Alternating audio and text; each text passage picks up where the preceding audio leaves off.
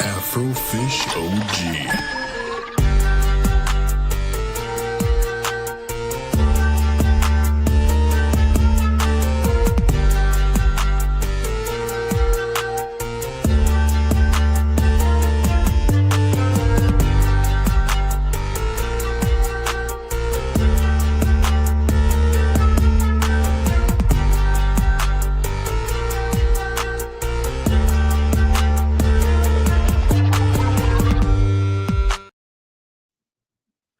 Hello, everyone, and welcome to episode 2 of the second season of Afro in the Know. Just for you guys, a real quick heads up: I do have season 1 getting dropped on Twitch and YouTube as we speak.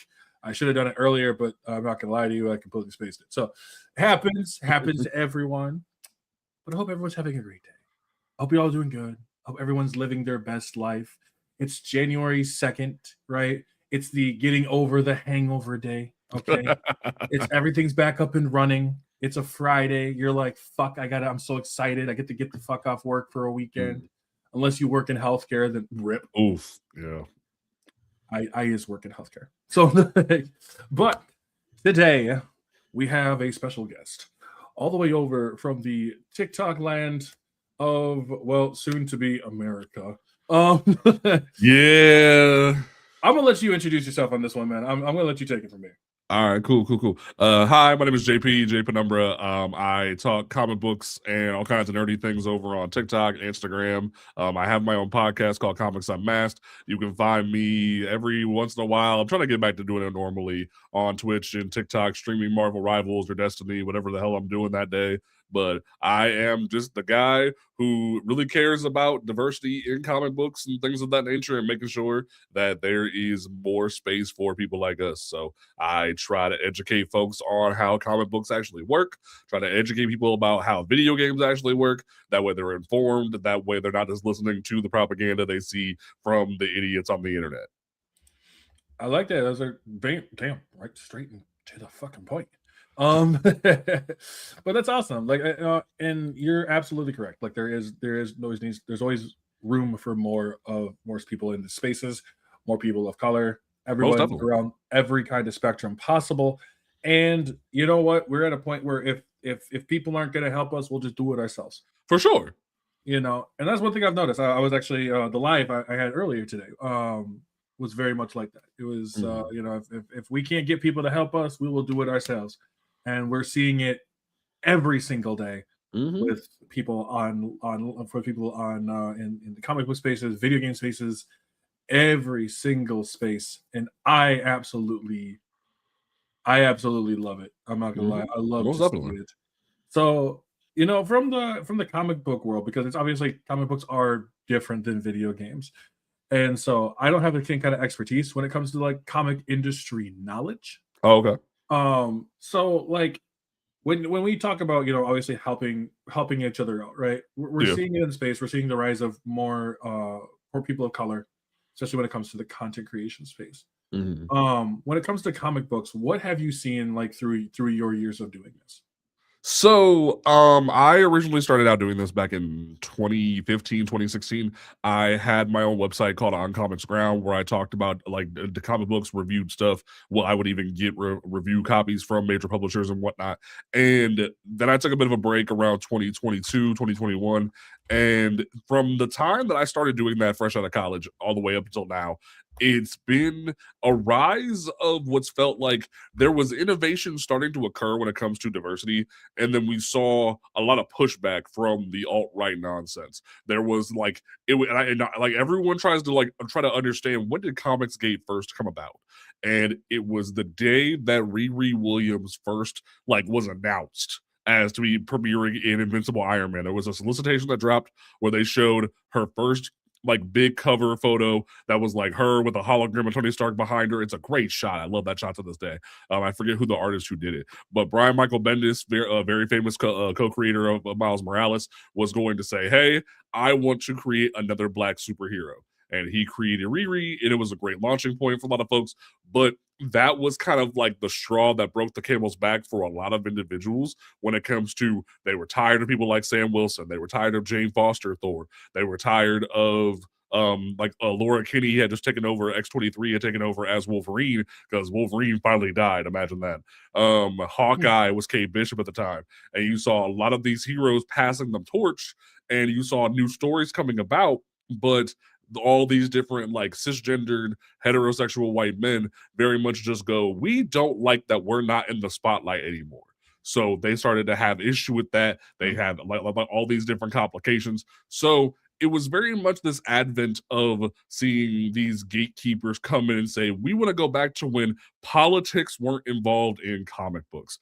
But the problem with that sentence is if you do 2 seconds of research on YouTube and look up some documentaries, there's a really good one called Comic Book Superheroes Unmasked, which is where I got the name of my podcast from, where it's even narrated by Keith David. It's a really good.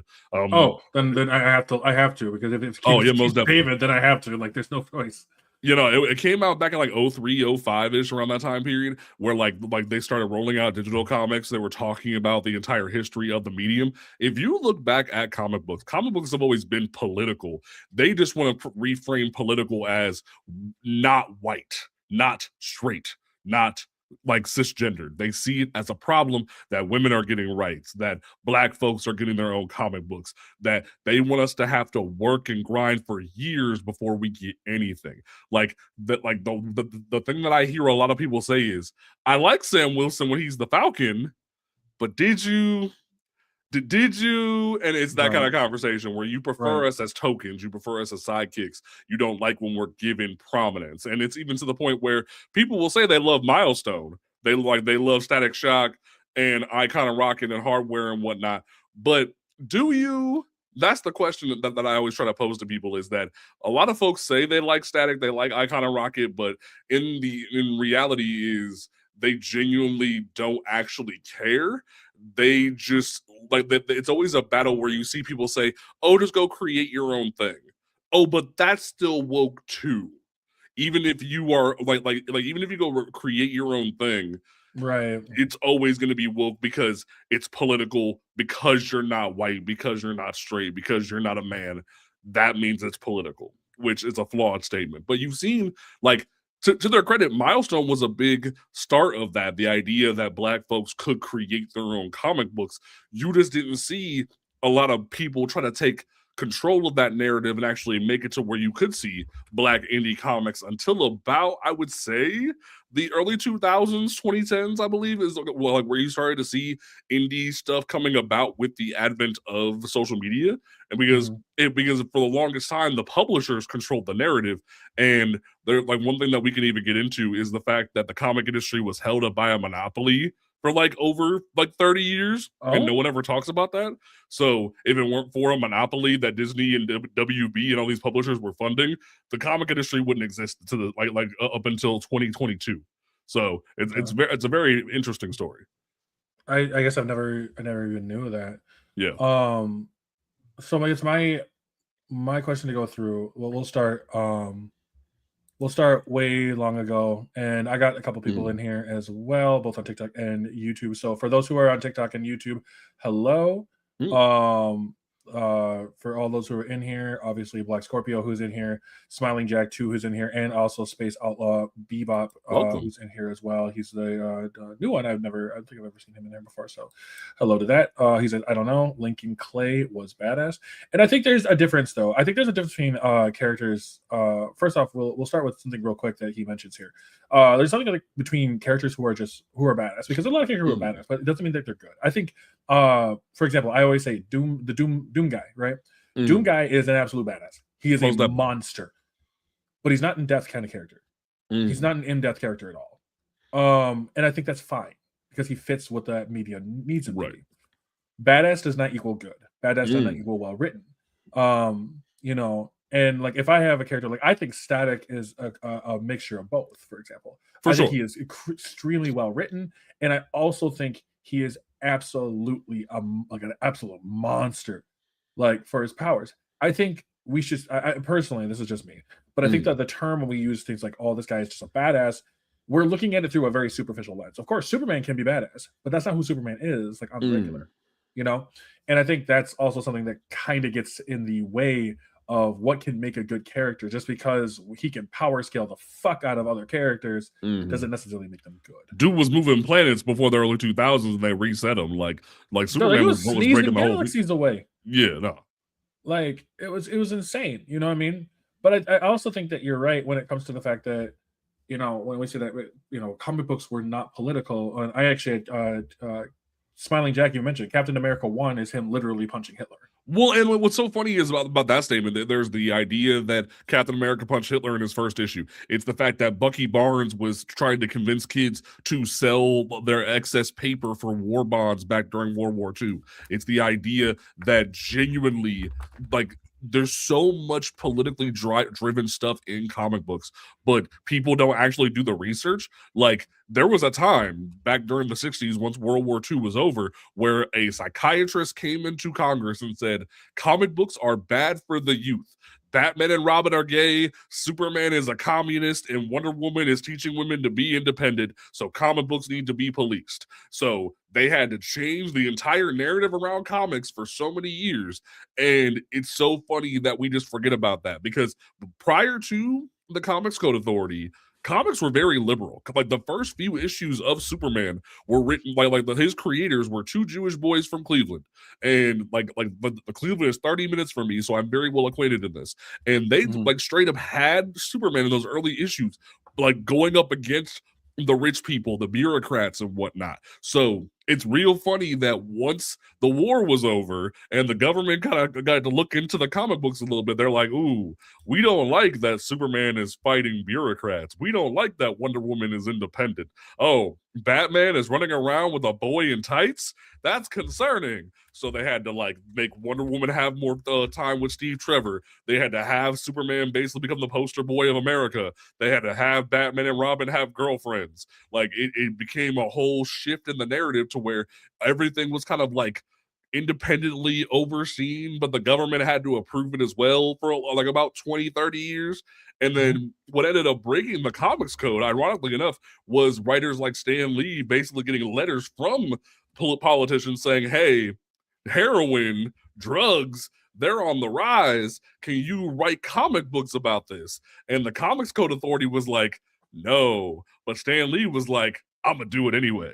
And it's funny because when I explain that to people, they're like, that's not political. It's like, it is political. You just change the definition of political to fit your agenda. And it's always a very interesting dichotomy. Right. And I think that's I actually never even knew that. I never knew that at all. And, you know, I think that's also really, it's cool because when Stan Lee, I mean, everyone hails up Stan Lee, right? Everyone pretty much hails up Stan Lee, which, to be fair, there's a lot there warranted. And, you know, and for some of the greatest characters we have, and, you know, I always look at the term of Spider-Man, where it's like, you know, I made him covered up so he can be, you know, he can be anyone can envision him in there. And I find that interesting because people have a tendency to attach themselves very heavily to things. We know this, you know, for pretty much any kind, especially nostalgia. And, you know, when we're seeing characters like Peter Parker, and then, you know, Peter Parker for a long time, and we have other versions of Spider-Man. Ben Reilly Spider-Man. We have, I don't remember who the LA Noir the Spider-Man that's also was. Peter, yeah. That's also Peter. Okay. So, you know, we have They're making him Ben Reilly in the Amazon show, but it's still Peter normally. I mean, yeah, so it's Ben Reilly version in this one. You know, I mean, Doc Ock has been Spider-Man technically. You know, but like when we get to Miles, now you can't call him Spider-Man. And it's even to the point where if you walk into a Walmart or a Toys R Us or something like that, and you pick up a Miles Morales toy, it either says Miles Morales, it says Kid Arachnid because of the Ultimate Spider-Man TV show, or it says Spin because of the Spidey and Amazing Friends TV show with that's like the singer from Fall Out Boy does the theme song for it. Like, they try so hard to distinguish Miles from Peter. And it's a very interesting situation with Miles specifically, because I've been following Miles since day one. Like, as a biracial kid who saw a biracial representation myself, like the idea of being half black but getting to be Spider-Man meant so much to me. And the issue with Miles comes into play because I was already been planning on making a video later today about this, was because it's so easy. Like say you boot up Dark Souls for the first time, and you've been playing Elden Ring, so you kind of have an idea of this. And you when you load up a character creator, what do you see? A stock white man. And that's the imprint that society sees when it comes to superheroes, when it comes to nerd culture, everything in between. They have been taught to accept the idea that everything in society, you need to imprint on the white man. You need to find relation with the white man. And when somebody comes in and says, hey, you could have representation with somebody else under the mask, they're like, no, because I can imprint on the mask even if there's a white man under it. And it's like, can you really? Because and it's funny too, because my friend Nemo made a video recently and he got a lot of pushback from it, where he talked about the fact that if Peter Parker Spider-Man is your favorite superhero of all time, that's a red flag, because you think that he's relatable. You think that coming up in the slums and like dealing with loss and things like that are relatable.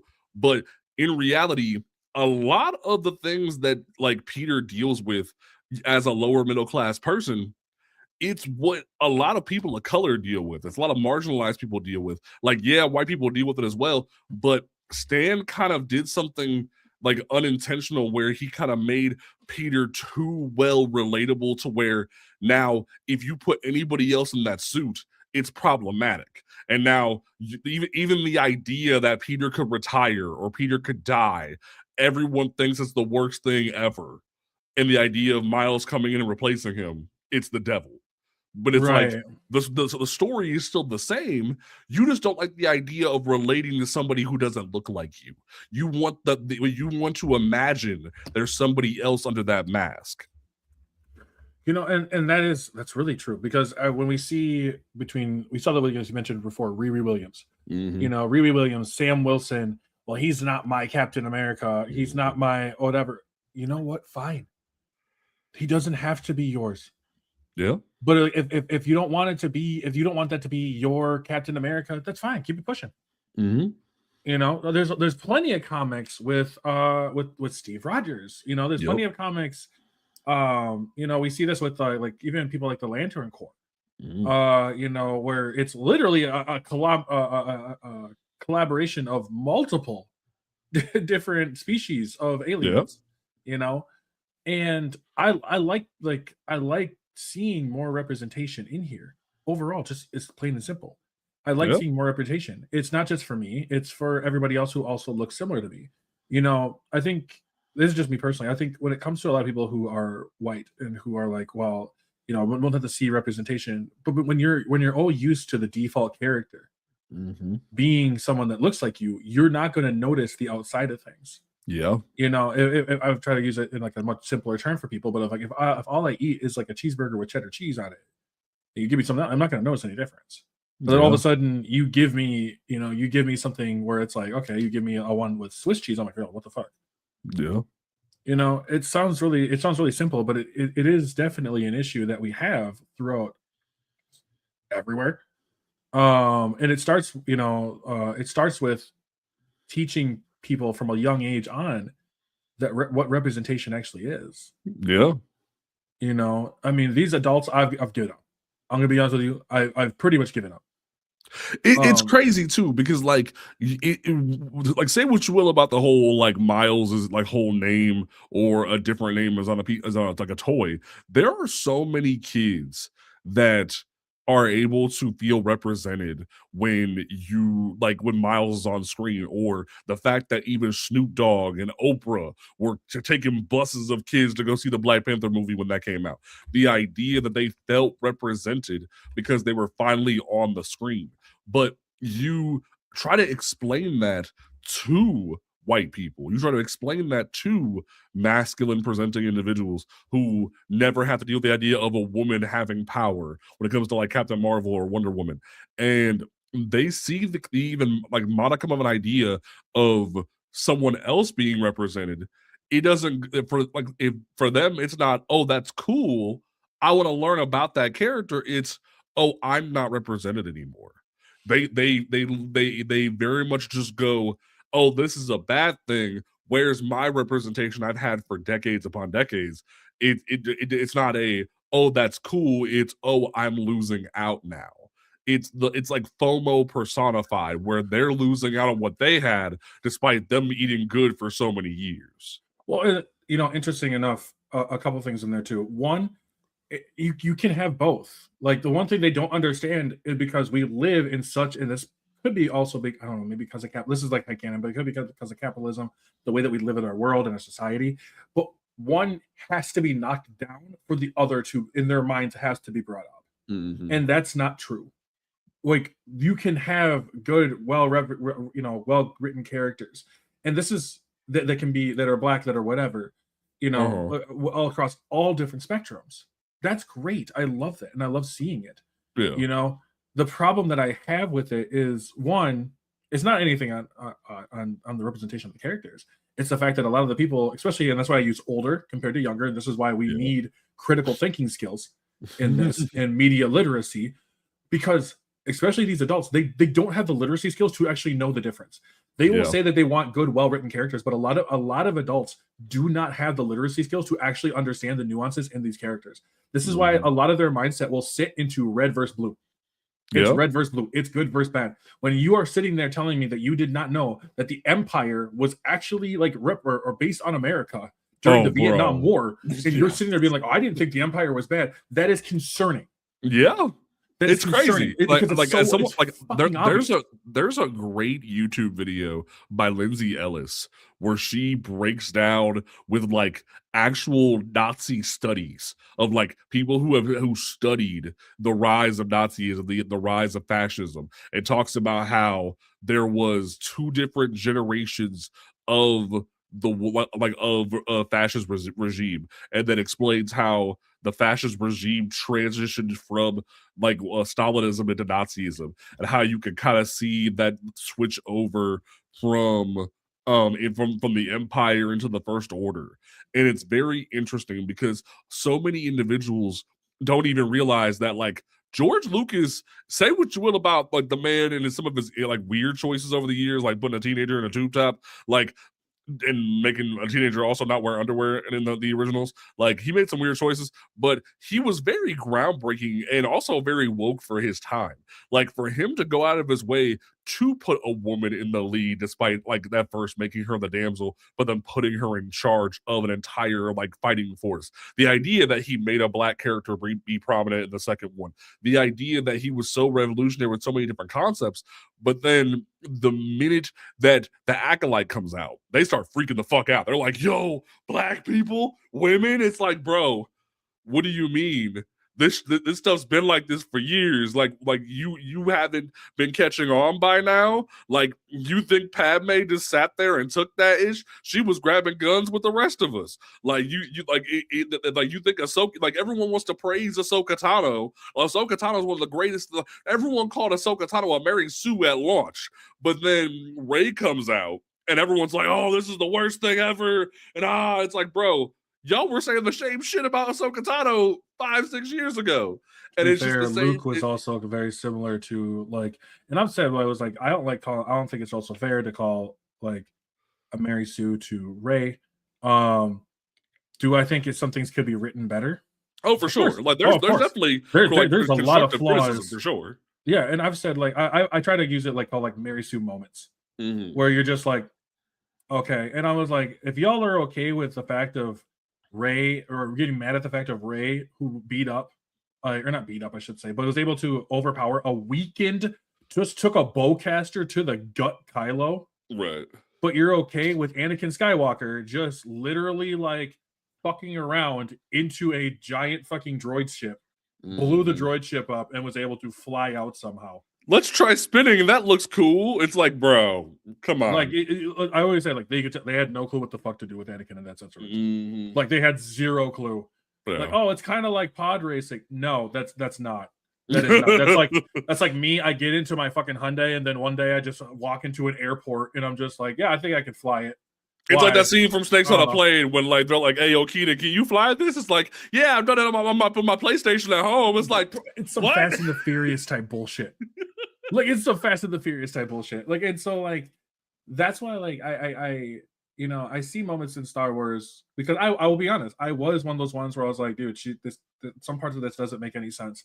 And so I started watching like YouTube videos of people who were like explaining why and realizing I had no fucking clue what I was talking about. It'd be like that. And that's the thing And about so, media literacy too, is like when you dig into it yourself, you learn things. Yeah, and I was like, damn, like it's crazy. It was actually really, really interesting to learn. Do I still think Rey is the best written character? No, I don't. Like, I think there was a lot of things that could have been done better. I always say my favorite moment of all time is when she lifts up all those rocks, but it feels like the director didn't tell her what was happening. So if you look at her face, she's kind of just looking around like, okay, I'm just supposed to have my hand out. Like, I don't really know what the fuck I'm supposed to do. Like, and, you know, yeah, I think that shit's funny. You know what I mean? Like, but I will say, also on top of that, give credit to anyone who says Rian Johnson's also a bad director. I'm like, go watch Knives Out. Yeah. Like, I feel like the biggest problem with the sequel trilogy is that they needed a Kevin Feige in the room to tell them this is what you're gonna do at this time and this plan and this is what you're gonna do at the end of the day, because Rian Johnson is a spectacular director. So is J.J. Abrams at times. So it's like, if someone would have came in and gave them a roadmap and been like, this is what you need to do at this time and this place and this movie, yada, yada, don't divert. You can do some funny stuff here and there. If you want to do a casino here and there, sure. But like, this is the plan. Stick to the plan. Because like again, say what you will about George. George had a plan for both of the trilogies that he did.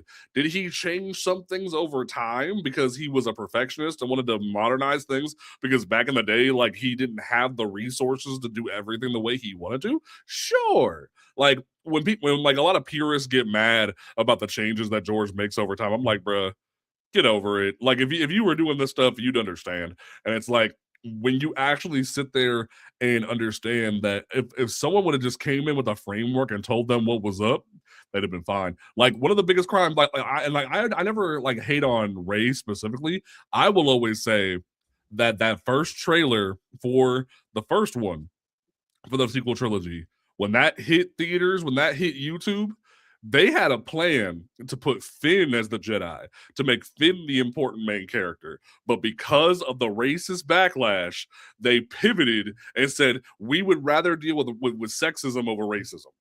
And that's a whole conversation in its own right. And that's what gets like really pissed is like, put your, you know, for a lot of people, the difference between 2015, put your foot in the ground and tell them fuck off. Like, and a lot of these big companies won't, which is so weird to see someone like Disney not do it, because I'm like, it's Disney, it's Disney money. You know what I mean? Especially when it comes to Star Wars, they're going to be fine. Right. No, it is anybody's fault that you guys put like fucking $5 billion into this fucking project. That's a you thing, not a me thing. Yeah. But like, you know, when I'm looking at characters that are absolutely amazing, Finn had the potential to be. I don't think most definitely Finn is bad. Finn is fine for the first two movies, and then he basically becomes Kagome from Inuyasha. And he becomes mega simp. The entire last movie is just I have something to tell you, and it's like, what could you have to tell me that's so important in this damn movie? Oh, I'm force sensitive. Motherfucker, we been knew that. Shut up. It was like, you know, like, when you had all this potential. Why are you so pressed about this right now in a war? Like, I mean, like, and like the second thing should have been multiple fights with Captain Phasma. That was the one I'm going through. But like, Finn should have had Phasma character assassination will always irritate me. Yeah, no, exactly. Turning her into a giant joke was pissed me off, because like in the beginning, Phasma had this intimidating feel to her. You knew that there's like, she is in charge of all of this shit, and there's no doubt about it. And so in the second one, I was like, by far, they should have had a fight between her and Finn. That ended, but he was able to scar her.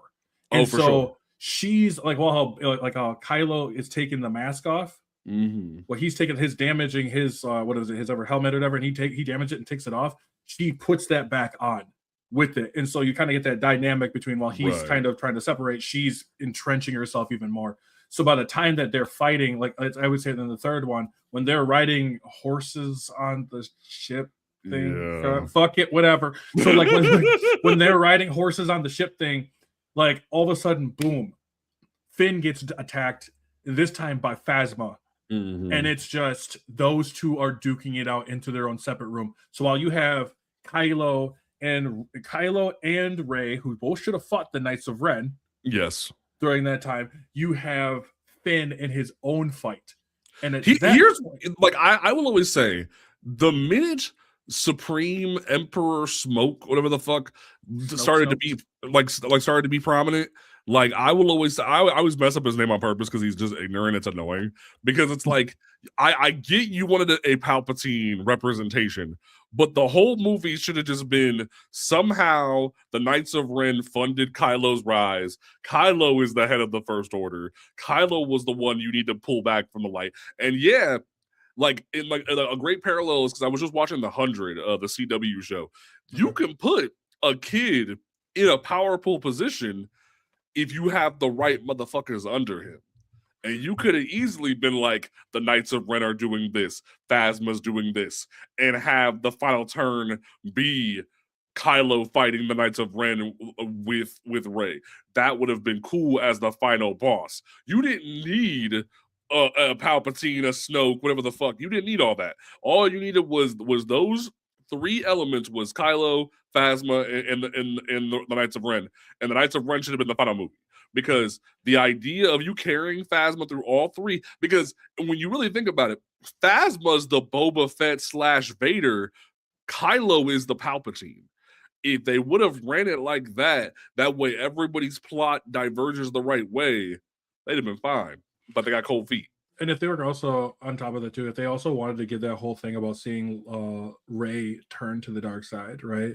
Yeah. That which I still believe to this day she should have.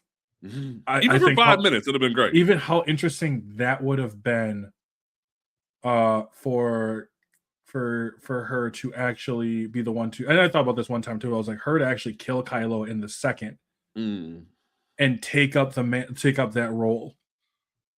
And so like yeah, so it was the reason I had it is that, you know, we would continue on that Finn and Rey were both trained together. Right. Rey has the better natural ability, but due to her upbringing, she's still very untrustworthy for all these characters, blah, blah, blah. Right. You know, and as Luke is actually harder on Rey than he is on Finn. Because he sees more potential with her, and it kind of leads to almost like an Anakin Obi-Wan situation where Obi-Wan was talented, but like you have that natural raw talent.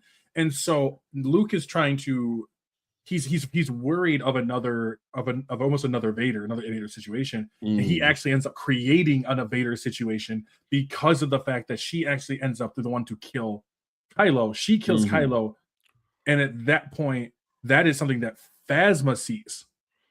Phasma sees it, and when the other stormtroopers come in, she's the one who tells them to stop.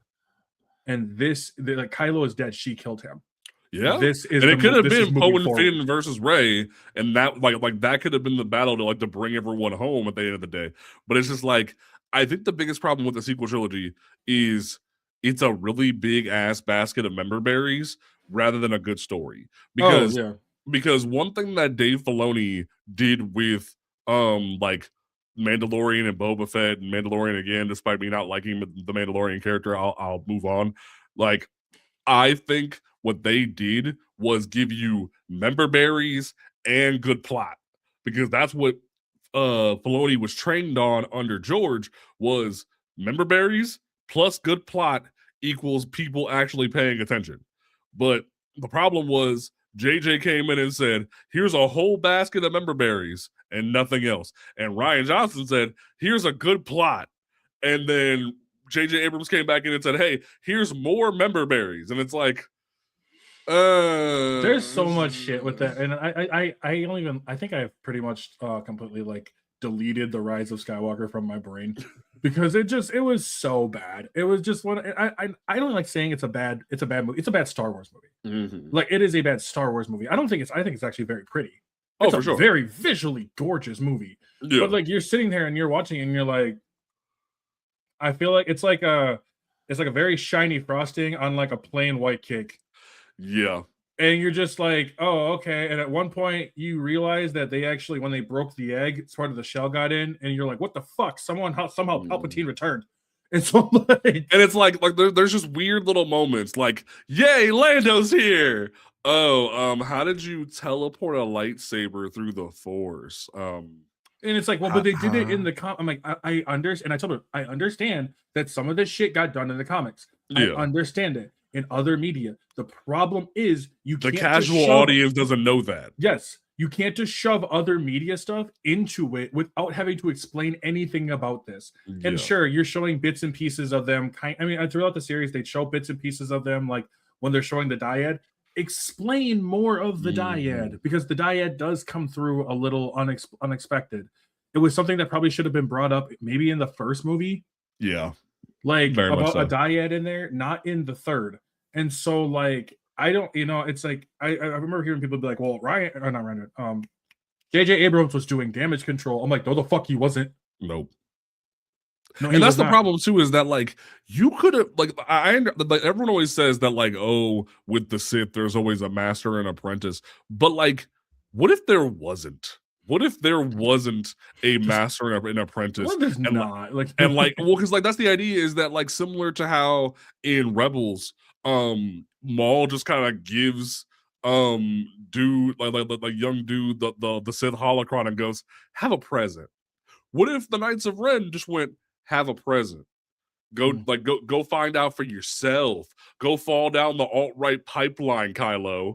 And that's what makes Kylo Ren burn down the whole village. And like, it's not about, oh, I have a master influencing me and telling me about Darth Plagueis the Wise. It's, oh, I went into the dark web and found some shit, and now I think I know everything. And that's the real story of, oh, I found a benefactor in Phasma or some rich guy, and then Phasma came along. Oh, the Knights of Ren are still in the background. Those are the dudes on 4chan telling me shit. Like, there was a cool story they could have told if they just took 5 seconds to think about it. And it's just like, all right. Like, well, we take the red pill or the blue pill. one thing that I god damn, one of the things that gets me too, and I thought about this from Kung Fu Panda. I don't know, like I was Kung Fu Panda had this moment, and so does Kung Fu Panda 2. And there's always that moment where there's like a bit of reflection for a second before the choice, right? Tai Long has this when he hears the "I'm sorry," right? And he sits and you see it in his eyes. And they like their eyes soften for a second. And then he goes, it's too late. And then he's like, I don't care. Lord Shen does the same thing with the soothsayer. When the soothsayer tells him that his parents did not hate him. And he's just like, it's too late for me. Yeah. There never felt like there was that moment. That moment where Kylo made the choice to do this. But no, because he's always having to have someone over him. The Rise of Skywalker was the perfect chance to basically say, no, fuck it. This is mine. This is my choice. And at this point, you can have him throwing the tantrum, but I actually don't mind that. I don't mind a guy that he was like, dude, this dude is genuinely unhinged. Oh yeah, the tantrums were great. The whole the going back in the lab, like Dexter's laboratory, and fixing your helmet was obvious. Like, there's so much stuff. Like, there's so many great elements. When he's like slashing at the in like the was it from the little conference thing, and everyone else I think it's just Hux, but he's just standing there like, because the idea of like, and you can see the concept of falling down the alt-right pipeline already kind of laid down there, because this man couldn't bleed a crystal correctly. Like, he found the information elsewhere, and it's like, you didn't need Snoke, you didn't need all that nonsense. You could have the Knights of Ren because it's a cool parallel to a chat room, cool. But like, what if it was what if it was just a joke? What if the Knights of Ren were all bullshit and we found that out later on? Like, there are so many great what ifs with the sequel trilogy versus with the prequel trilogy. The prequel trilogy was, y'all just didn't want to watch Law and Order for 3 movies. That's the end of, like, if you really want to sit down and think about it, the prequel trilogy is, y'all didn't want to watch Law and Order for 3 movies. You didn't care about the politics. You didn't care about like dipping between fights and politics. And the prequel trilogy works better when you have an episodic system like Clone Wars, because Clone Wars basically does the prequel trilogy the same damn way, but it has more time to explain shit. And it isn't rushed in all this nonsense where it's like episode 1 is like a whole damn planet being overthrown and they have to go back in and save the planet from being overthrown. The second one is about trying to get a senator assassinated because she controls votes in the Senate. And it's like there's so much political intrigue. It's just you took people from a hero's journey to political intrigue and no one cared. And it's like, if you down to watch three movies of Law and Order, you'll love the prequel trilogy. But a whole generation of motherfuckers just didn't want to watch Law and Order, and that's the problem with the prequel trilogy. Well, and the thing is with the prequels is it's so hilarious how like people who grew up on watching how Anakin fell to the dark side, and they still fall down the alt-right pipeline. Like, you're just like it was literally the same. Like it's for when it comes to Anakin, it's more so like that one weird uncle who watches Fox News told you some shit. That's more so what it is, because Kylo is the modern alt-right pipeline. Anakin is that one creepy uncle told you some shit off of Fox News, because like it's the idea that people tell you about that racism is taught.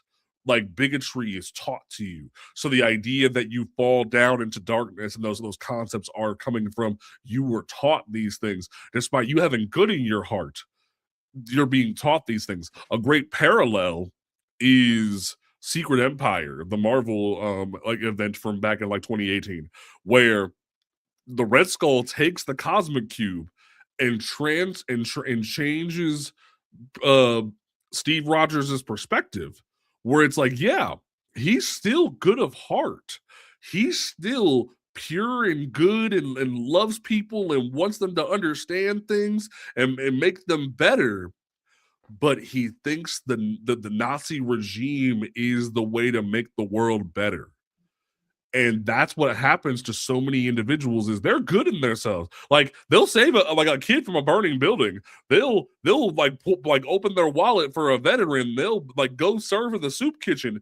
But when they're taught that the other side is bad, the other side is wrong, that's when the corruption happens. That's where they stop understanding the X-Men mutant metaphor. That's when they stop like understanding all the parallels that we were starting to be taught by the actual superheroes growing up. Is when you actually like people act as if Jason Aaron, the writer of Secret Empire and Sam Wilson Captain America at the time, people act like he was full of shit, he was crazy. No, dude was on to some shit, especially because he was a white man. I think he saw some shit. He saw the alt-right pipeline and was like, I don't know how I feel about that, and wanted to write some actual narratives. But because people saw, ooh, you're making a character created by Jewish men into a Nazi, I don't like that. They didn't want to listen and let him cook. And that's what's so funny, because there's this moment in the free comic book day issue of Secret Empire where all these people pull up. All these heroes pull up when they see that Steve has turned to Hydra, and they're like, Steve, we're about to fight you. And he just goes, nah, I'm gonna just lift Thor's hammer and fuck all y'all up. And it's like, Nazi holding hammer? What? And they don't understand that it's because he's still pure of heart. He's just got a different perspective. And it's like, that's what happens when you fall down the pipeline. And I'm wondering too, because that's very similar. I mean, earlier Jack mentioned Homelander, and this is what we see with Homelander a bunch is it's weird to not understand Homelander, because I feel like he's actually pretty clear cut. Oh, for sure, yeah. He's a very clear cut character, very much a character that you know who he is, you know what he's about. 20 like straight up from the jump. Is he more complex than people like to give him? Yes, because it also is a very much an Anakin situation where you were born, how you grew up, fucked him up. And so, being in a test tube, especially from the show, obviously, being in a test tube kid, basically tortured majority of his life. And then, being propped up as this superhero who really just literally all he wants is someone to just say that they're proud of him. He wants someone to say they give a shit, because when Yeah. you watch that show, you see him go from parent figure to parent figure to parent figure. He goes from the blonde lady in the first one, I forget, like the first season, Madeline I forget. Stillwell, yeah. Stillwell. Then you have Stormfront, then you have Soldier Boy, and there's something real specific about Stormfront too, because there's something about an older woman coming in and showing you, no, it's okay. Your mommy issues aren't a bad thing.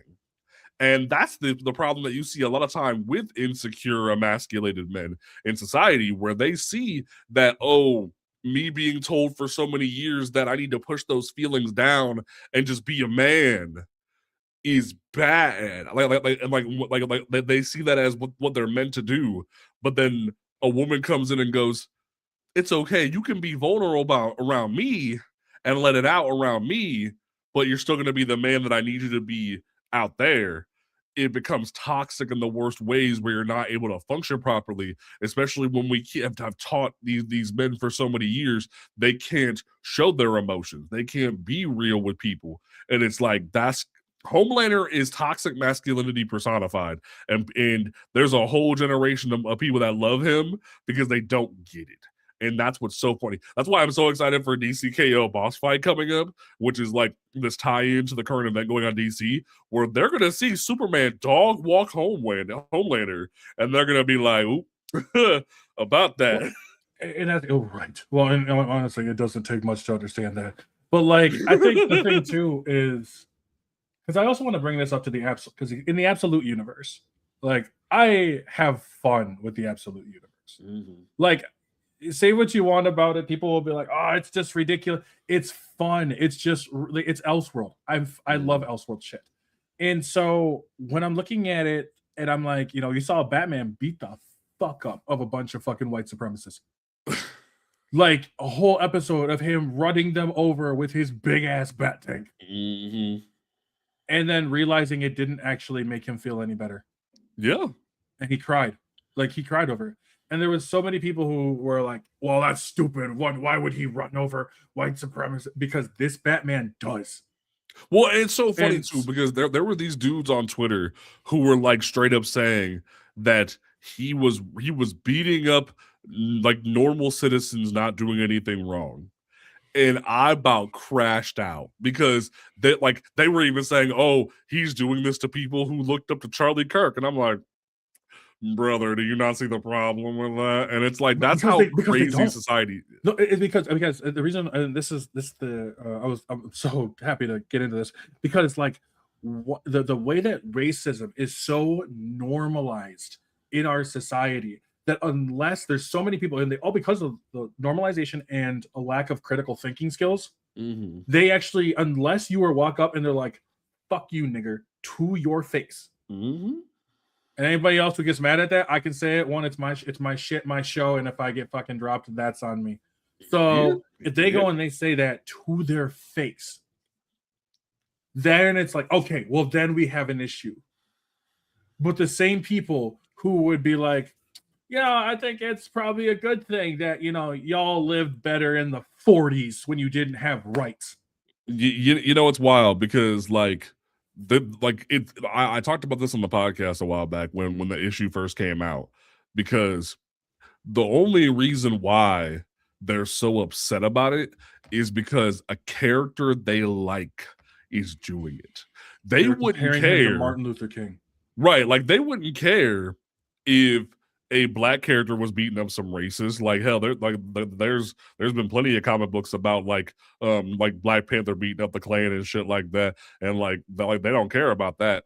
It's the fact that so many of them thought Bruce Wayne would be on their side, or for a lot of individuals who just didn't understand that it was a different universe, they thought Bruce Wayne would be on their side in the main universe, even though Matt Fraction proved recently in the comics that wouldn't be the case. But it's this idea that they... about that real quick. You'll go ahead. Sorry, real quick.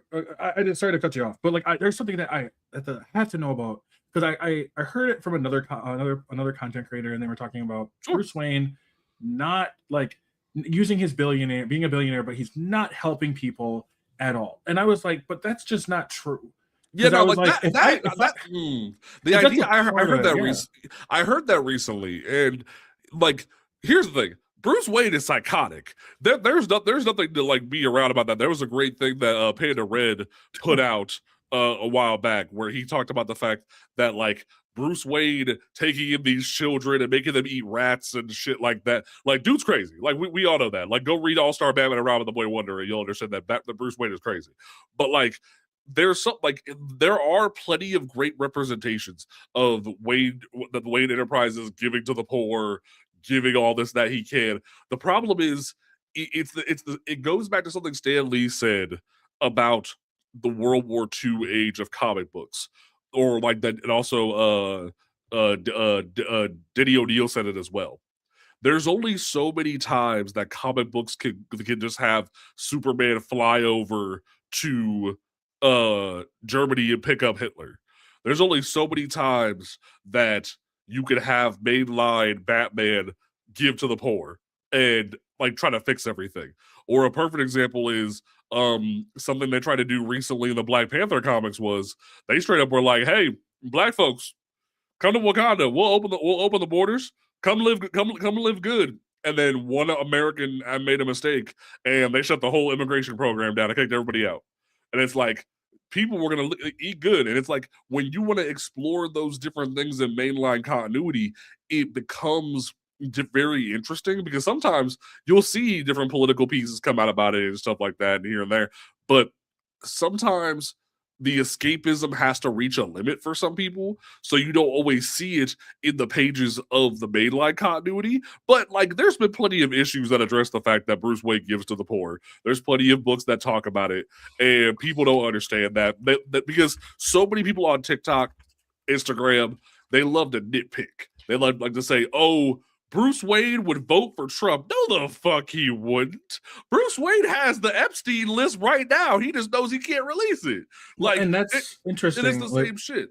Interesting there because one of the things I've always said is I don't think people understand how corrupt Gotham actually is. I don't think they understand because Bruce Wayne can do all he wants. He's not. I don't believe he's the only billionaire in Gotham. There's been some in different stories and stuff like that bounce around. Like, plus there's a whole Illuminati that lives under the Court of Owls. The Court of Owls. There's a new villain in the main story called the Minotaur, who's like funding every fucking criminal enterprise right now. Like, there's constantly different parallels that are being made and stuff like that. But the issue comes down to, it's the same thing with Tony Stark. Tony Stark can only have so many storylines where he tries to intervene and fix all the stuff in the world and make everything technologically advanced. It gets boring. So they have to lose their money sometimes. They have to lose control of their company sometimes. They have to go back to square one here and there and stuff like that. Well, people forget about that. They think, oh, why doesn't Bruce Wayne just give all his money to the poor? They've talked about that. They've dealt with those storylines. But it gets boring after a while. But in terms of the conversation of what we're dealing with the Absolute Universe, the whole point of the Absolute Universe is everything has a dark twist. Darkseid came in and injected his Omega energy into this universe and remade it to where it shows kind of a lot of the real stuff we deal with in society, where like the Illuminati, the cabal is controlling the government and stuff like that. Like, they talk about it in the Absolute Evil issue that came out back in like September or October, where like there's a whole governmental corruption that versus Justice League. Yeah, and it's like there's all this great stuff going on, but like there's all these great parallels that go on in it. So when you even see Absolute Batman has no money. That motherfucker is broke. So all they saw was Batman beats up white supremacists. They didn't hear the context of Absolute Batman beats up white supremacists. But as one dude said in the comments a little bit ago, even the Joker doesn't like Nazis. So it's like they just took their perspective on things and injected it into comics and thought Batman would ride or die with them. But Batman don't give a fuck about you. Batman was fighting against police brutality recently in Matt Fraction's run. So it's this idea that people think they know what the fuck they're talking about. But in reality, Batman ain't doing nothing for you. Batman would never do, unless it was the 1960s and the Comics Code Authority had just taken effect. Batman ain't writing for you. If you go look at freaking The Dark Knight Returns, you had a beat up old Bruce Wayne going up against a Reagan administration aligned Superman. You really think Bruce Wayne's gonna ride with you when he was ready to fight Reagan? Like, come on now, man. Like, No, you're absolutely correct. And it's the fact of, you mentioned before, of not being able, like, them not actually reading. They don't read what they see. nope. They don't read the shit at all. The absolute universe I was watching, or I've been like looking up and checking out, reading and all that. It's crazy. And I love it. And I love every aspect. Joker is literally a fucking like unearthly devil being. Like, oh my god, when they were telling like what the Joker, like, when was Alfred. Yeah, Alfred was the one saying, like, also, why did they make Alfred look like Ra's al Ghul? Because Ra's al Ghul is actually jacked. If you look at Absolute Superman, Ra's al Ghul is fucking jacked. Yeah, that's what I was like. They made this guy look like Ra's al Ghul, but like, and then he got his ass whooped by bobblehead Catwoman. Yeah. But like the thing was crazy about that Joker image too is that went around and that blew up like crazy. Like when and you they said had so like, many variant covers.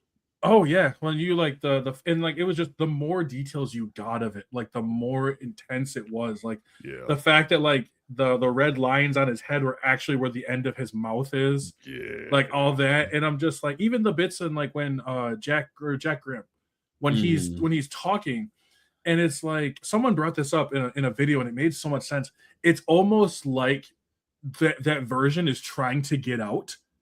As he's talking, you can see the eyeball just kind of moving. Like, it's not really, it's almost like Springtrap and Finance at Freddy's, where it's like you see the permanent smile, but there's also like a different kind of smile underneath. Oh yeah, like it's just, and like that version, it's crazy. And we're seeing that with all different kinds. Obviously, like the Bane fight was absolutely amazing.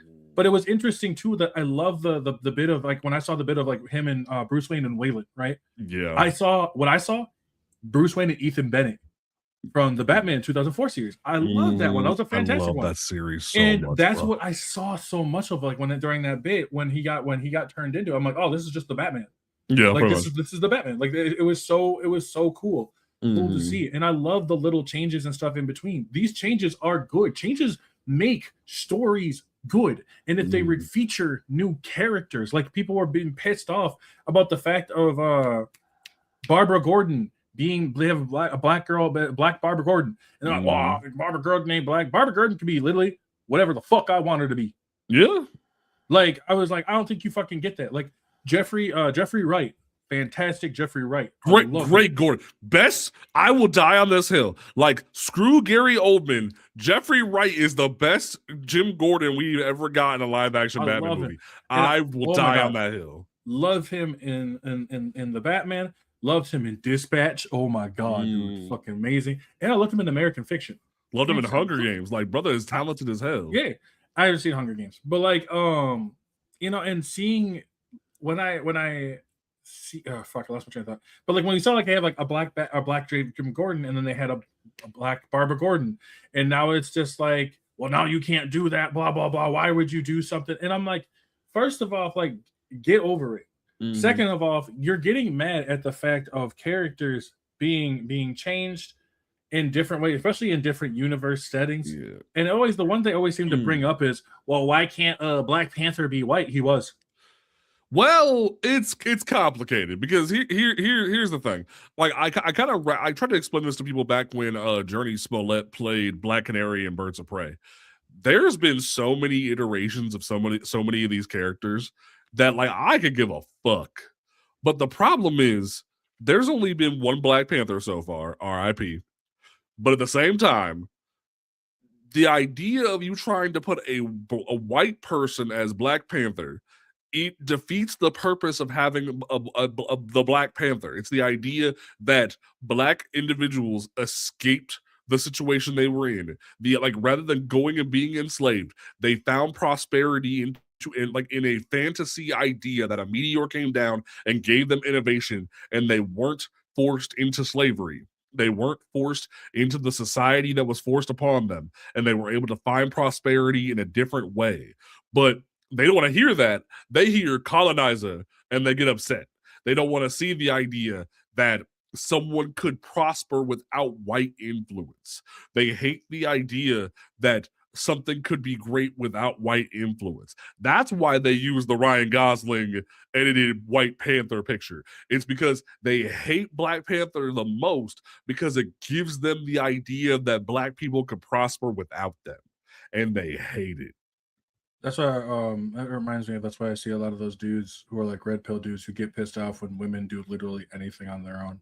Bro. Like yeah, it reminds me of that. Like it's just like the People get so mad because I'm like such a like I will die on this hill that like women need so much more props when it comes to comic books, video games, everything, bro. Like the fact that women have endured so much when it comes to shit, like they don't understand. Like genuinely, women are the reason why DC didn't shut down for so many years. The editors, like, were women for a long time at DC. Like you watch some of the documentaries and you hear about how amazing these women are that were in the background of things. But then you look at what happened when Comicsgate popped up in 2016, 2017. They saw a bunch of women creators at Marvel and went, SJW Marvel. They've gone woke. And it's like, have they? Or it's just social media shows you now there's women in different roles and you didn't know about it. well, I think That's the also thing. about a big thing too. Well, it's because that would mean that they actually have to compete for where they're going from. That would mean that they have to compete to actually prove that they are good enough for what the shit that they show. Yeah. And that part is kind of hilarious in a sense. That's why they started claiming, at least in my view, there's a part of it. That's why they started claiming woke. That's what because when they realized that people who are people of color, a lot of women especially, were just as good or better than them. Now I have to knock it down so I don't feel as bad. So it's like, well, it's the they do something on their own. Well, obviously it's not going to be as well done as if a man did it. And I'm like, have you heard of Gail Simone? Isn't she a reporter? She's a writer. She's a comic book writer. She's currently writing some X-Men right now.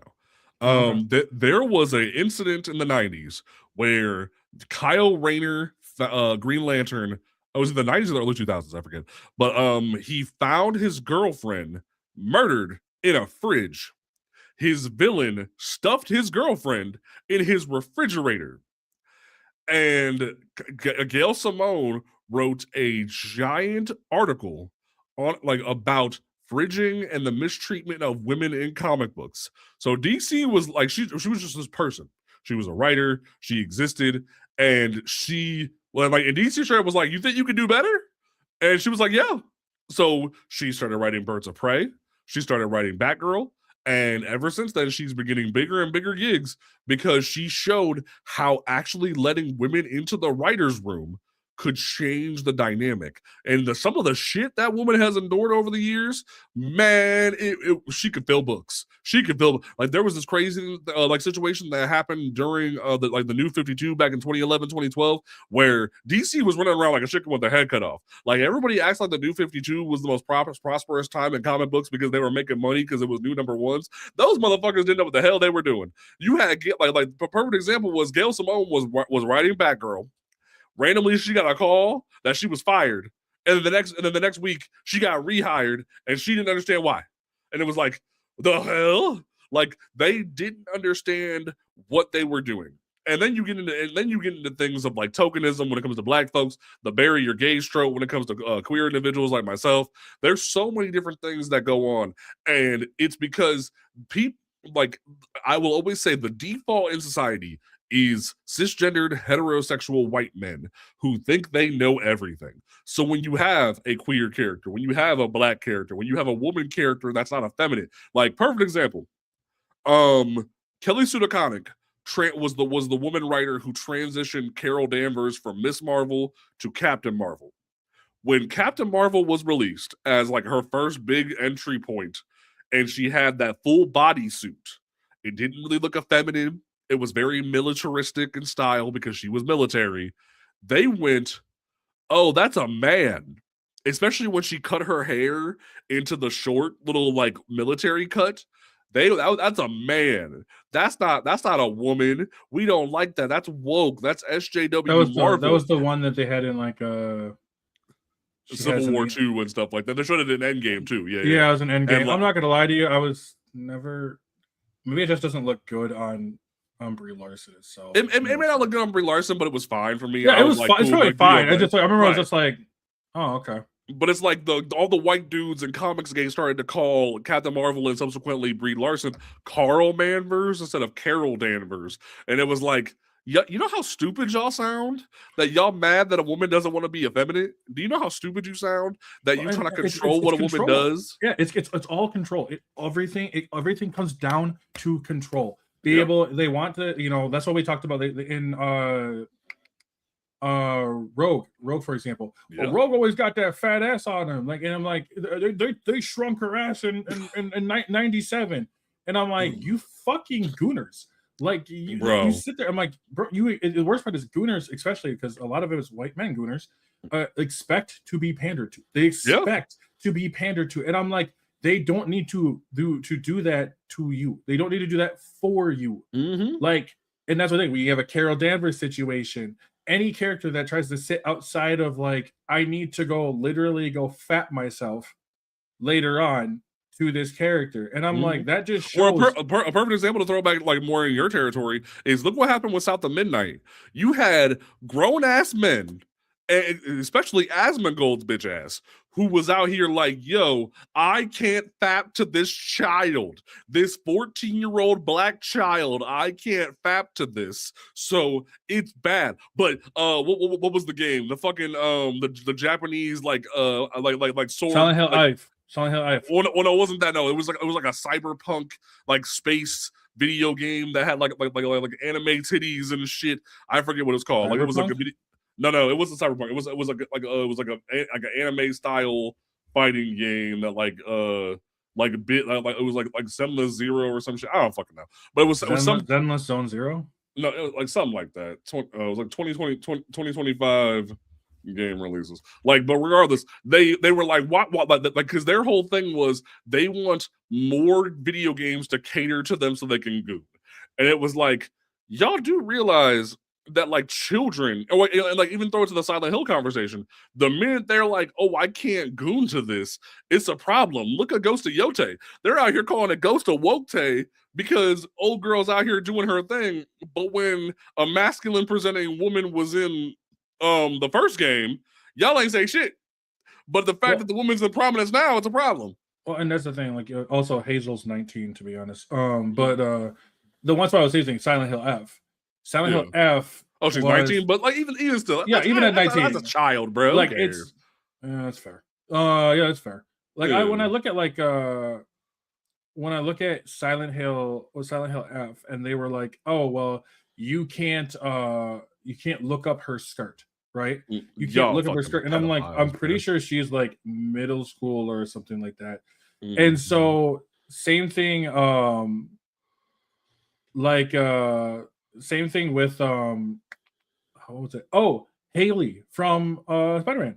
From Spider-Man. Haley from Spider-Man. Like, oh my god, like she's bro, so that ugly. shit pissed me the fuck off. And I was like, you're out here looking at a child and a deaf child, no less, and you're like, I can't goon to this. I'm gonna lighten her skin and I'm going to make her more attractive with mods. Y'all got me fucked up. I was pissed, bro. Oh yeah, at that point I was like, check all y'all hardware. Check all hardware. And so like it's so weird. Jack, you're absolutely correct. I was like, I'm 30, 35, 19, they're just young and dumb. And so bro, like, I just turned 30. I couldn't imagine messing with a child like that. I'm 34, and like it's so messed. But yeah, and like Tifa, Tifa's another one. Tifa's another one that they just love to off of Final Fantasy. And so it's wrong on so many levels. But it's like, well, they're trying to appease to a woke crowd. I mean, I was like, if woke by means not pedophiles, that's like, a hell of a determinant. Is if we woke for not being pedophiles, that kind of concerns me. But like, imagine getting pissed because you can't look at kids. Like, that is what it comes to. That is so fucking weird. Like, that just comes down to the fact that you're just like, nah. I was like, I think we should take the games away from you, son. Like, and you know what? Even this for video like, game is gonna haunt me. I can't find it. This is gonna haunt me. Are you sure it's not fucking Cyberpunk? No, it wasn't Cyberpunk. It was this game. It had a girl with almost no clothes and like big ass anime titties, and it was this, and it was What would you say? Stellar Blade. Stellar Blade. That's what the fuck it was. It was Stellar Blade. All these freaking gooners that were like, oh, why can't the girl from South of Midnight be like the girl from Stellar Blade? And I'm like, you effing pedophiles. Like, how are y'all out here? Like, even if the old girl was 19, that game was a intimate story about a kid and her mom. And y'all, and it's all baked in Southern folklore. It's a great, I still, like, that was my game of the year. Like, hands down, South of Midnight was my game of the year. I'm mad it didn't get more nominations at the Game Awards. I'm glad it got like Indie Innovator or whatever that it was. We got something. I think it should have been nominated for best score. Yeah, almost definitely, because that soundtrack is still one of the best things ever. Like, I got early access to that shit, and I still have the soundtrack on my PC. Some of the best shit, bro. Like, like the track that plays when you're fighting the gator. Tom. Oh my god. Oh, bro. For me, what got me was the track where you're when you're going up the tree, and the kid who died in the tree.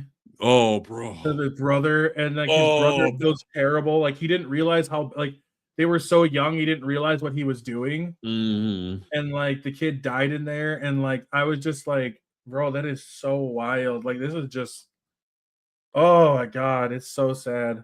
It's insane, bro. It's insane. It's like, so good, though. I'm not gonna lie. And it's like so many individuals didn't give it a chance because they heard it was woke and because they didn't like the art style or whatever. Like, the minute they premiered the trailer of it at the Game Awards, I was like, most anticipated game of 2025. But I begged, because I tried to launch a gaming podcast back around like February of the year. I still have the assets for it. I still want to kind of do it.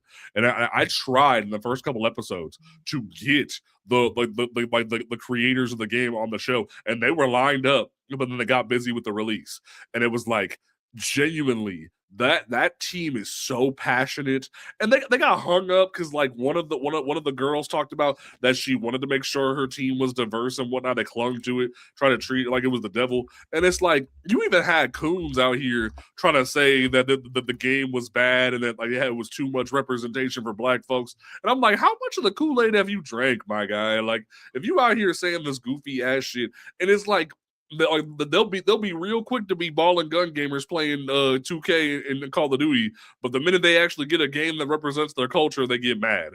And it's just like, man, I don't take any of the fucking coons seriously at all. I don't even like saying that. Well, I'm trying not to say that word. I had to talk to someone who is very. Well, so you're talking about like, we were talking about last night. It's just like it's ridiculous. Like, we don't want to go after them and say it, but it's also like.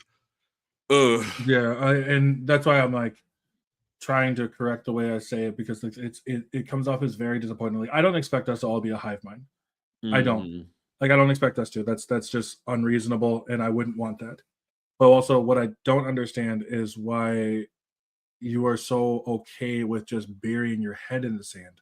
Right. And so when we see characters like, when we see, we have black characters, I use X-Men as a prime example. The X-Men is like the best example I can usually give for it. Right. And, the X-Men is woke. And you're like, since when did the X-Men turn woke? And you're listening there and you're like, your head, like, you can't hear someone say that without side-eyeing them. Like, you can't look and be like, are you serious right now? Like, I can't imagine. I feel this was before this really blew up, but it happened with like the critical race theory, where they were like, well, what if white people start feeling guilty for the way that I'm like, no one feels that way but you. It's the critical race theory, and it's the male loneliness epidemic, where they have started to have a generation of individuals that have heard the counterculture and hear that men have been doing bad things, men have been doing this, white men have been doing this, and yada yada. And now they're worried about, they heard a couple of kids say, oh, mommy, daddy, am I a bad boy for liking girls and that? Like, no, you're not bad. You just got to understand that all these other individuals have dealt with hell for God knows how many years. Now they're probably going to exercise and bitch and try to recorrect and retool the community to where women don't suffer, where black people don't suffer, where we actually talk about things like the different things that black folks have dealt with.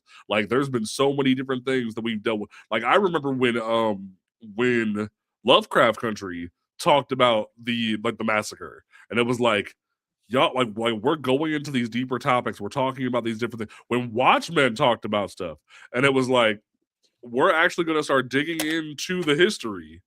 And people are like, I don't like to be told that white people did bad things, mommy, daddy. Oh, well, we're going to campaign against it, and critical race theory is bad. Like, and you try to ask them what critical race theory is. They don't know what the fuck they're talking about. They don't know what they're. It's the same people who try to explain what woke means. Woke was a term that was created by black people to educate them about police brutality. To say, stay woke, watch out in your community, be wary of police brutality.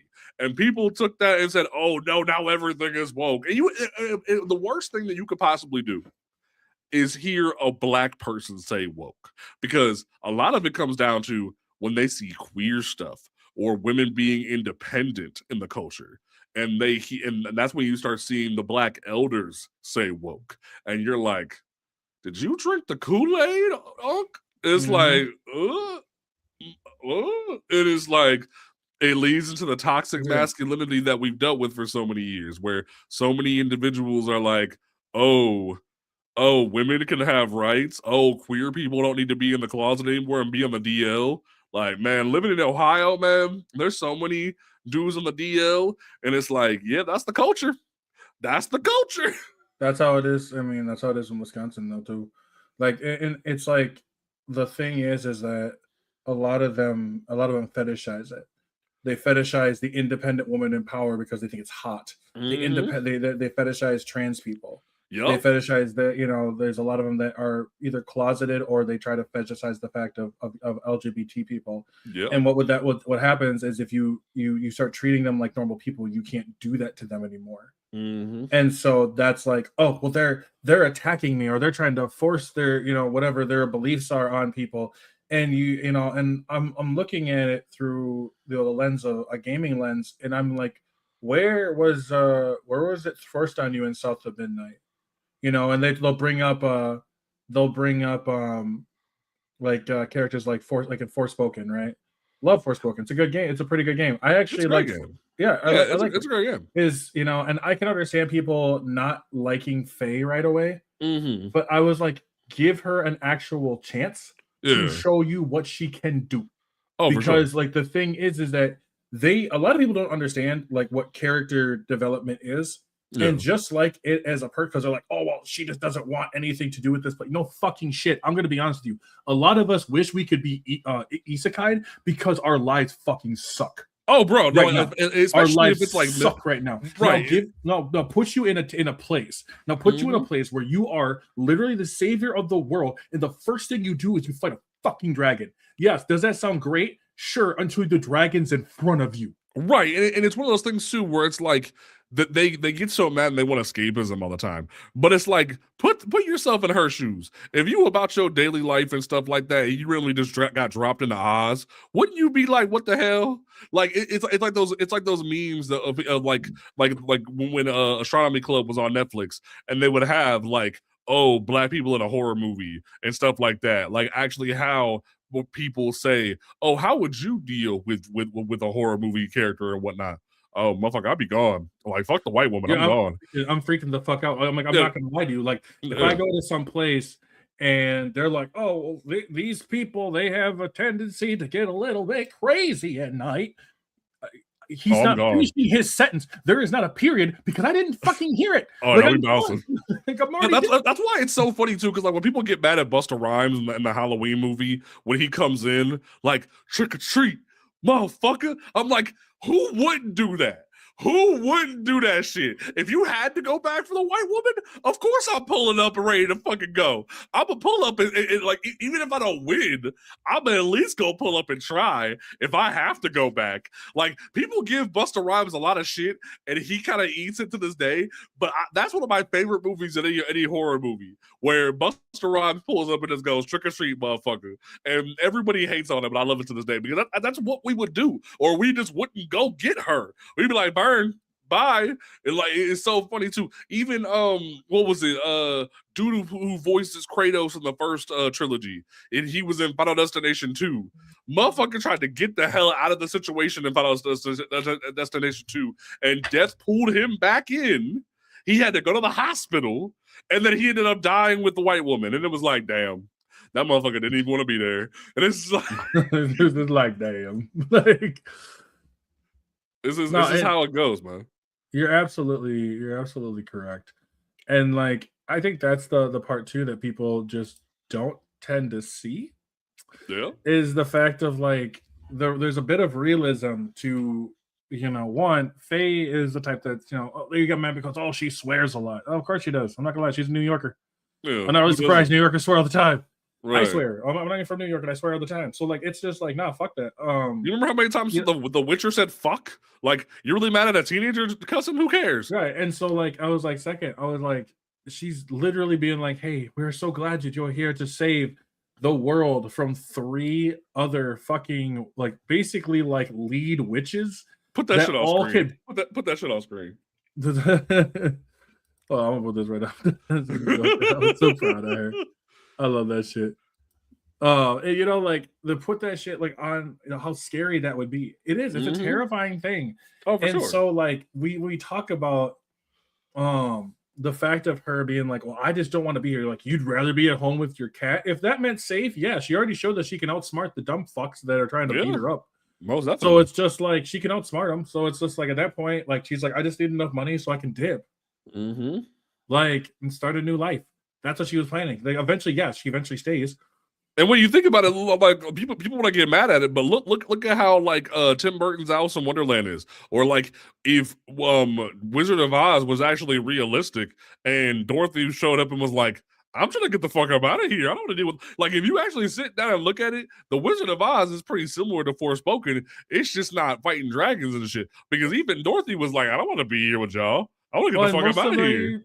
That's why I have the problem with most of the isekais, is because like I got sent to a different world because I got hit by a fucking garbage truck, and now I'm here, so now I'm going to be the strongest. No. If you are isekai, there's a good chance that let's say you were more than likely. No, one, even if you had that kind of power, you can't handle that responsibility. The responsibility to know that like it's your fault if someone dies. Oh, fuck it, I don't give a fuck. Like, what you want is you want power without any kind of responsibility behind it, which is really funny because it completely defeats the whole purpose of fucking Spider-Man. So like it's just like what you want. Like that's why most of them would turn into villains, and that's why like a lot of them are so okay with villains. With villains. That's why I always tell people that like the first season of Sword Art Online should have just been the whole anime, because I would still make a whole cartoon, movie, live action, anime, what have you, out of just the first season of Sword Art, because there is going to be a lot of dumb fucks who just pull up and die in the isekai. You're gonna have you'll have like a couple of gamers, like how like in Spy Kids 3 you had the beta testers who knew what the fuck they were doing and shit like that. But a lot of people who pick that shit up, they're gonna die. They're gonna do something. They're not gonna fill their hunger bar. Like say or like the Minecraft movie. If we all got dropped into the Minecraft movie, there's gonna be a lot of dumbasses that are zombies. There's gonna be a lot of dumbasses who don't fill their hunger bar, and it's gonna be the same shit. So it's the idea of, if the whole anime was just the first game, and there was some people who learned, but there's gonna be a lot of dumbasses who don't learn, and that's why Forspoken is one of my favorite games, because of the past few years, is because it shows realism in an isekai, and people get mad and don't want to understand that. They just see a Mary Sue looking ass and they think it's a problem. It's like, she's just real, and y'all don't like that shit. Yeah, they were mad at the fact that it's a Marvel like dialogue. Then why do you like Marvel movies? Like if it's Marvel like dialogue and you're complaining about Marvel like dialogue, then why are you still watching Marvel movies? Yeah, you stupid motherfuckers. Yeah. And so like when I'm seeing like, well, I can throw rocks with my motherfucker. If I could just all of a sudden conjure rocks and just you best believe that every motherfucker, because I have one dude, I have a neighbor that literally has like a everything woke turns to shit fucking thing. Where do you think that rock's going? Like, I'm not gonna lie to you. Like, I'm not gonna sit here and hold you. I'm not lying. Like, no fucking shit. Like, I'm not dealing with that fucking shit. No, I'd be a villain. That's what's so funny about the cup would love me. For sure.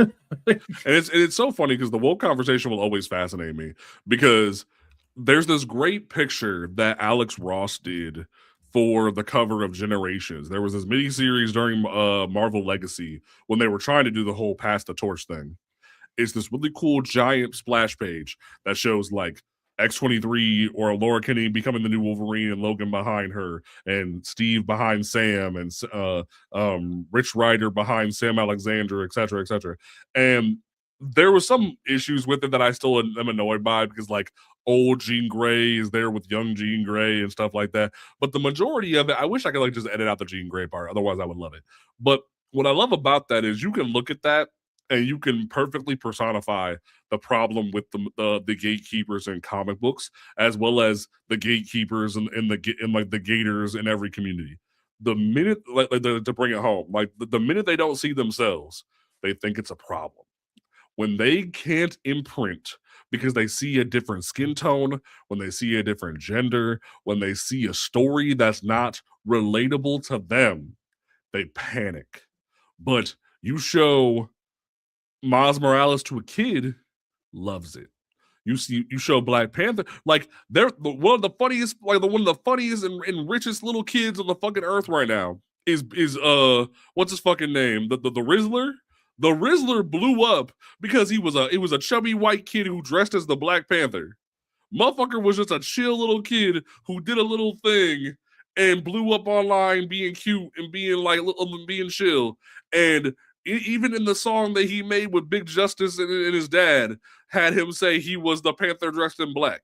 Dude, like was a white kid who liked Black Panther. He wasn't a racist who wanted to be a white Panther. He liked Black Panther. He liked T'Challa. But all these people who are like, why is Martin Freeman the only white guy in the Black Panther movie? That's woke. That's woke. And it's like, is it woke or just you don't like that you're not prominent anymore? And that's the problem with today's people is they don't like that they're not prominent anymore. Mm-hmm. No, absolutely. I mean, this is a good one too. Most of them are just power fantasies. And that's the thing. They can't tell the difference between power fantasy and what makes a well-written, like a good, well-written story. So like when they're seeing that their character is being, he's being, this character is being emasculated for the sake of lifting up someone else. And it's just like, okay, where are they? Like, that like female characters have like been stronger as much as like I'm not gonna lie, I find that little line drop from with Mystique or whatever, the ex-women comment was always kind of corny. It's a very corny ass line. It's corny, but here's the thing. Not she's right. That's the crazy part. She just said the quiet part out loud and motherfuckers didn't like it. Because look at the X-Men. Look at some of the most popular X-Men besides Logan. Storm, Jean, Rogue, Jubilee. They like Scarlet Witch, Wanda, like some of the most prominent X-Men, like the most prominent female Marvel, the most popular female Marvel character with the most appearances of any comic book in Marvel's repertoire is Storm, and she's an X-Men. Yeah, she's a goddess. And people get mad, and people will say she's woke. People will say she's a problem. Like if people will laugh and joke about this to this day. But if the Uncanny X-Men cover that has like Thunderbird, Nightcrawler, Storm, and Wolverine would have came out today, motherfuckers would have lost their mind. A black woman, a Native American, they would have lost their mind. Oh, and they don't want to talk. And that's what I love about like X-Men is the fact that they are people from all over. Like it's what makes it relatable. Yep. And so when you see characters like Storm, yes, like I'll still say the line is corny. She does have a point though with it, but like also I remember the first time I heard that I was like, because I was like, this is kind of dumb, and I'm like, because not like I can change. Imagine being remember there's always that one boy who has the ability to change the TV channel, like with his eyes. That's all he can do. And I was like, it's so funny because like when I hear that line, my brain just thinks of Sam, where he's just like, he's out of line, but he's right. It's like she's out of line, but she's right. Like I can't even be mad at her. Actually, speaking of Sam Wilson, because I gotta wrap this one up here pretty soon too. Oh, for sure. But the one thing that I do want to say with it as well with Sam Wilson is talking about Captain America and how most people who read it do not actually know what they purposely misrepresented what he meant about America. They forget that Steve Rogers was bucked the government multiple times. Oh, for sure. He's went after the government before multiple times. Oh, yeah. Because his ideals are different than he's not Captain America because of America, the government. Mm-hmm. It's the ideals that they tried to teach. And it's so funny too, because like they get mad at Mackie for saying it, they get mad at Sam for saying it, but it's so funny too, because like they'll say comics haven't been political. Go read Eddie's like Cap book from the early 80s and 70s. Like one of the funniest parts is like this is a great one to end on for you. If you go back and read Nick Spencer's Sam Wilson Captain America that came out before Secret Empire, the first volume is called #NotMyCaptainAmerica. He thought of the hashtag in a fake Marvel social media platform to talk about Sam becoming Captain America before Endgame came out. And the day Endgame came out and people found out that Sam was getting the shield, #NotMyCaptainAmerica was trending to the point Chris Evans had to say something. But literally Nick Spencer was prophetic, where he thought he predicted that Sam like becoming Captain America would have that hashtag. And it's so funny too, because like Mackie will tell the story of how Chris Evans told him he was becoming Captain America. Chris was excited for him. Even Chris Evans understood the importance of a new era needing a new Captain America. But apparently everybody else still doesn't understand it. But well, it's not even like not understand. It's refusal. It's a refusal to understand, and so it's because it's not me anymore. You know, it's not Steve. They have this attachment, like same with like Tony Stark. You know, having Tony Stark. You know, Ironheart is not Iron Man. yeah, You know, Sam Wilson's Captain America is different than it. She-Hulk is different than Hulk. You know, and not just in superficial ways and how they behave. Yeah. Like I was sitting there and like during that whole stage when it was like, you know, She-Hulk when she's talking to Bruce, and I was like, all y'all are just listening to the fucking words that she's spitting with no context in general. Why are you not watching how Bruce is reacting? Yeah. Bruce is reacting very quiet. He is not letting her say anything. He's literally just letting her speak. Yeah. Because right now it's not the time to be like, well, mine was worse. Like that's not the point. Mm-hmm. The point is that she's really mad about something and she's letting her vent out that kind of frustration. And guess what? After that, she's got a newfound respect for Bruce. And what's so funny about it is too, She-Hulk is one of the most comic accurate like MCU shows we've ever gotten. But because these dumb fucks have never actually read a comic book, they don't understand that. And what's funny is a lot of the She-Hulk TV show run is based off the Dan Slott She-Hulk run. And Dan Slott is a big old white dude. He's just progressive as shit.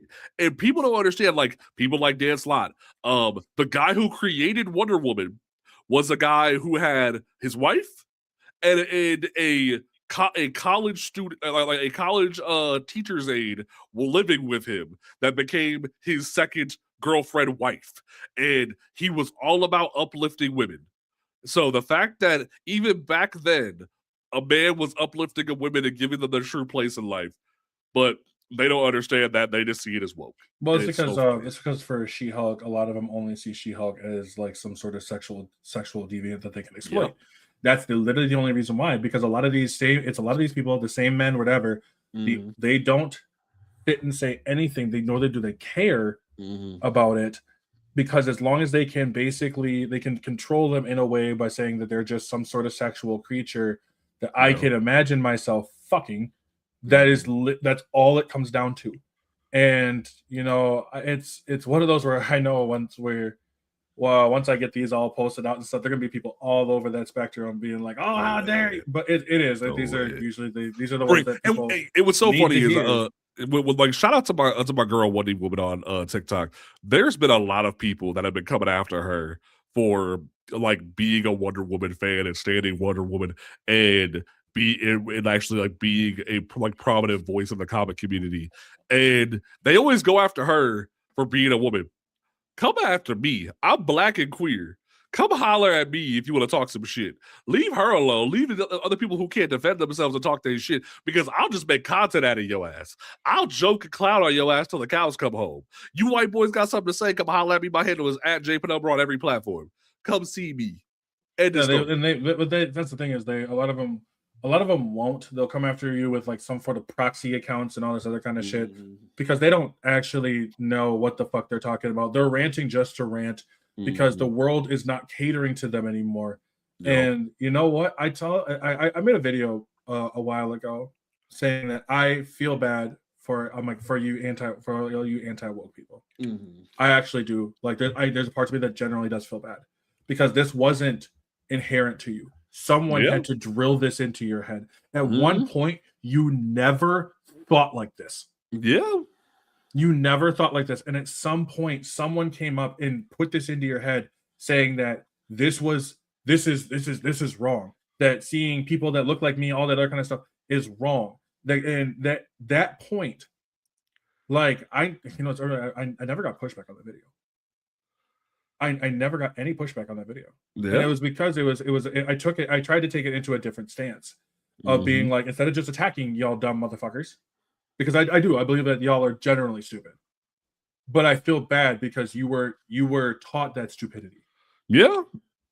And the problem now with social media is that like so many of them have platforms now. It's not even about drilling at this point. It's just, if you have one bad day where like you were a kid and came home and saw Miles instead of Peter, or you saw Sam instead of Steve, and you were like, why aren't I represented anymore?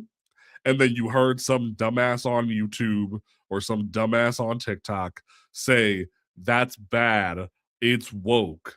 You began to listen. It goes back to the Kylo Ren situation. When you fall down the alt-right pipeline, it fucks you up. It does, and it takes a long time to get out of it.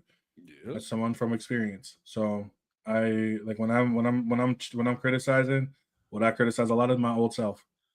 That's where I work, and I work very hard. I'm very hard to correct all those behaviors. Hell yeah. But I want to let them know, where can they find you at here. I once again, I appreciate you being here, man. Of course, man. If you ever want to talk again, let me know, man. Like I'm gonna say, like you can find me anywhere, whether it be YouTube, Twitch, TikTok, Instagram, Twitter, all that shit. At JPenumbra. I made it real easy for folks. If you see me on Marvel Rivals, hit me up. I'm gonna be trying to stream that more often. But like, if you need comic recommendations, video game talk, whatever, I'm available. Like, I love educating people. This history matters to me. I want to make sure people know about that culture. Awesome. And for those who also know exactly where I am, Twitch, YouTube, because that's how you're watching this shit. TikTok, Instagram. Actually, we are streaming live on Instagram as well. I can stream up to 3 places. So I'll be switching between Instagram and Facebook just for funsies. I do have a brand new a Afro in the Know page on Facebook. So you can also check all the clips and stuff on there. That was fun. I'm also on Threads, but I don't want to go on there ever. That place is boring as fuck. I do have a Twitter account as well, and I barely go on there. So that's pretty much it. Oh yeah, and did I just mention TikTok? I mentioned I'm on TikTok. That's where most of y'all know me from, except for Miss Lucy. Oh, yeah. So with all that being said, once again, I appreciate you being here as always. Hope you all have a fantastic weekend. Be sure to check out later on Sunday, 7:00 Central Time. I will be having another stream with another content creator as well, small content creator. So this should be fun. Alrighty, everyone. As always, I'm Taylor from Afro Fish OG, and I will catch you all in the next one.